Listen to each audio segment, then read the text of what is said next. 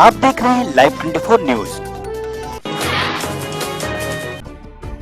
UP विधानसभा चुनाव के जोर पकड़ते ही आचार संहिता का डंडा प्रत्याशियों पर चलना शुरू हो गया है। इसी के चलते सपा मंत्री अनीस मंसूरी पर आचार संहिता के उल्लंघन का मामला दर्ज कराया गया है। तो वहीं राज्य मंत्री महोदय मुख्यमंत्री और अपना फोटो लगाकर कैलेंडर बांट रहे थे, तो जिसकी अनुमति नहीं ली गई थी। अब पुलिस ने पड़ताल शुरू कर दी है।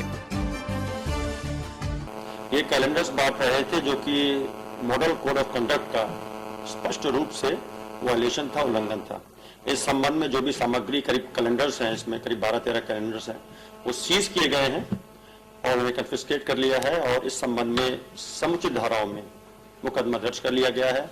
और दर्ज करने के बाद जो है मामला विवेचनाधीन है। जो तथ्य हमारी विवेचना में आएंगे उसी के अनुरूप हमारी आगे की कार्रवाई की जाएगी।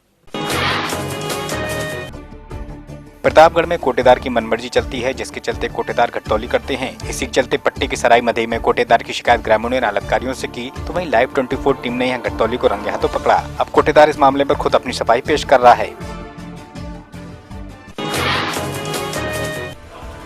प्राइमरी विद्यालय में अध्यापिकाओं से असलहे के बल पर लूट करने वाले गिरोह के 3 सदस्यों को पुलिस ने गिरफ्तार किया है। पकड़े गए तीनों आरोपियों में से 2 अमेठी के, तो वहीं एक प्रतापगढ़ का है। तीनों की उम्र 25 से 30 साल है। तो साथ ही पुलिस ने इनके पास से तमंचे व नकदी को बरामद कर इनको जेल भेजा है। जनपद अमेठी के दिसंबर माह के अंतिम सप्ताह में 2 थाना क्षेत्रों में अध्यापकों के साथ जो है 2 घटनाएं घटी थी। एक संग्रामपुर थाना क्षेत्र के अंतर्गत और एक मुसाफिर खाना के अंतर्गत, जिसमें 3 अभियुक्त पकड़े गए हैं और उनसे जो सामान लूटा गया था उन सामानों की बरामदगी और जो मोबाइल अध्यापिका से लूटी गई उसकी बरामद की गई है। तो ये तीनों पकड़े गए हैं, 2 संग्रामपुर थाना क्षेत्र के हैं तथा एक अभियुक्त जो है प्रतापगढ़ थाना कोतवाली क्षेत्र का है।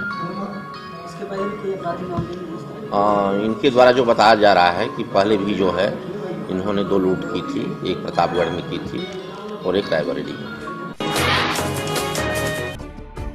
आचार संहिता के चलते खनन माफियाओं पर कोई लगाम नहीं है, जबकि जिलाधिकारी ने भी कार्रवाई के आदेश दिए हैं। बीते काफी दिनों से गर्रा नदी के किनारे पुल के नीचे खनन माफिया सक्रिय हैं, फिर भी प्रशासन खामोश है। अब जब प्रशासन के आलाधिकारी डीएम को इसकी जानकारी दी गई, तब मामले में कार्रवाई के आदेश हुए हैं। किसी भी जनपद में कहीं पर भी कोई भी अवैध खनन करेगा तो उसके खिलाफ हम लोग कठोर कार्रवाई करेंगे।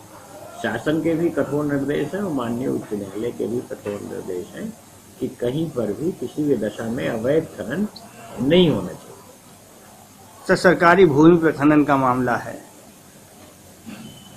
हम इसको बहुत गंभीरता से ले रहे हैं और जो भी दोषी होंगे उनके खिलाफ कार्रवाई करेंगे। अभी आपके सामने मैंने एसपी साहब को पत्र भी लिखा।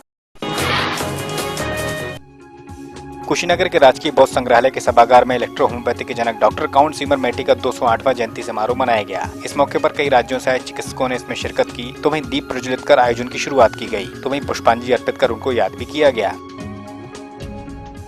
सबसे सस्ती और सबसे सुलभ, जिस दवा का कहीं कोई साइड इफेक्ट नहीं होता है, हमारे इस पैथी के जनक डॉक्टर काउंट सीमर मेटी द्वारा इस पद्धति को इस धरती पर वरदान स्वरूप दिया गया है। आचार संहिता का पालन कराने के लिए सीओ तेजवीर सिंह के निर्देशन में वाहन चेकिंग को चलाया गया, तो साथ ही वैन से 24 लाख रुपए की नकदी को भी बरामद किया गया।